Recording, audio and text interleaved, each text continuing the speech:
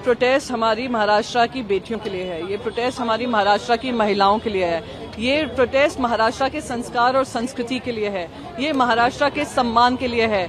छत्रपति शिवाजी महाराज रहे हों या बाबा साहेब अम्बेडकर जी रहे हों या ज्योतिबा फुले रहे हों, उन्होंने हमेशा और हमेशा महिलाओं के सम्मान की बात की। आज उसी महाराष्ट्र में आप महाराष्ट्र को शर्मसार करने का काम कर रहे हैं। अन्याय बढ़ता जा रहा है महिलाओं पे। उत्तर प्रदेश के बाद अगर कोई लागू होते हैं, केसेस आते हैं महिलाओं के खिलाफ, वो महाराष्ट्र में ही आते हैं। एक थाने जिला में ही हर दिन, पूरे महीने में हर दिन एक पॉक्सो एक्ट के अंतर्गत एफआईआर दर्ज हुई है।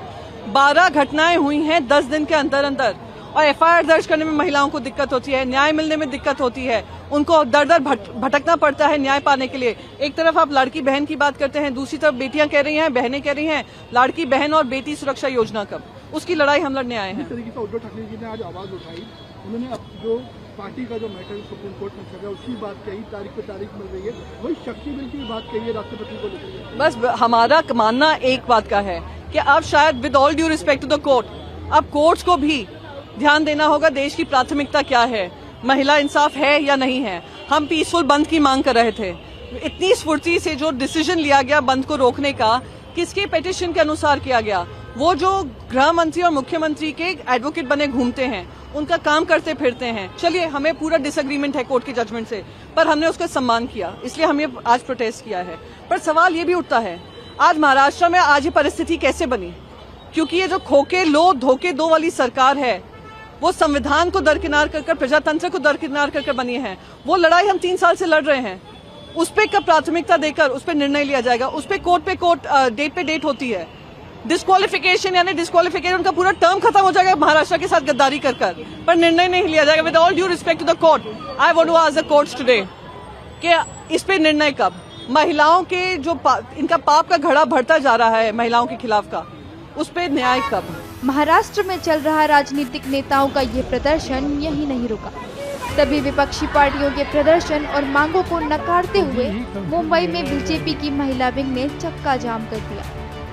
बीजेपी महिला मोर्चा की अध्यक्ष ने विपक्षी पार्टियों के प्रदर्शन को सिर्फ ढोंग बताते हुए बीजेपी की महिला विकास की नीतियों पर रोक की बात कही। उन्होंने क्या कुछ कहा, सुनिए। फास्टैग पे कोर्ट चलेगी, लेकिन ऐसे होने के बावजूद भी विरोधी पार्टियां जो है इस पे राजनीति करने पे तुली है, और ये हमारे लिए बहुत ही दुखदायक ऐसी ये घटना है। कल आपने देखा, सम्माननीय हाईकोर्ट का हम आभार भी यहाँ पे मानेंगे, क्योंकि उन्होंने भी इन विरोधियों को, महाविकास आघाड़ी के लोगों को फटकारा है।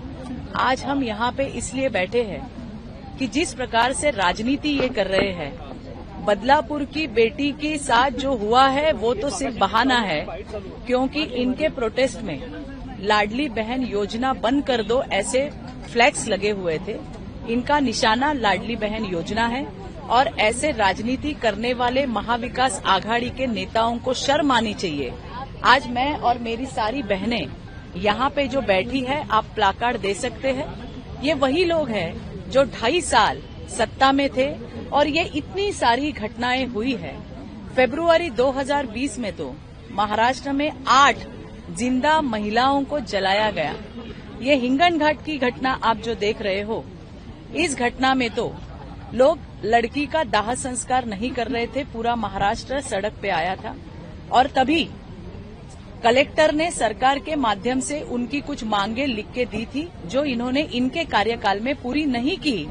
मुझे ये कहना है कि महायुति की सरकार जब आई तो सबसे पहले देवेंद्र फडणवीस जी ने कुछ किया होगा, तो ये परिवार को बुला के उनकी मांगे जो उद्धव ठाकरे के सरकार ने की थी वो पूरी की।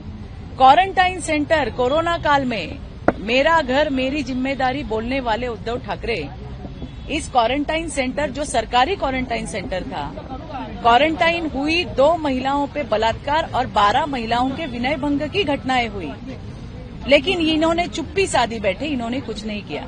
हमने महाअधिवेशन की मांग की, हमारे ऊपर ही गुनाह नोंद किया गया। आज हम यहाँ पे बैठे हैं उद्धव ठाकरे, पवार साहब, नाना पटोले और उनके सारे चेले चपाटों को याद दिलाने के लिए कि आपके कार्यकाल में ये सारी घटनाएं हुई है, इस पर भी आप कुछ बोलिए। क्या आप बोलना चाहेंगे? जब आपका कार्यकाल था तो ये तो बिल्कुल छोटा मैंने आपको बताया है, इससे बहुत सारी घटनाएं हैं जो इनके कार्यकाल में हुई है। और बस आज हम तो गम में हैं। बहुत सेंसिटिव मुद्दे को किस प्रकार से राजनीति के साथ जोड़ा गया, ये हम कभी नहीं भूलेंगे। आज उस परिवार के साथ हमारी सहवेदनाएं हैं और इन हरामखोरों को फांसी के तख्त पे लटकने तक हमारी लड़ाई शुरू रहेगी।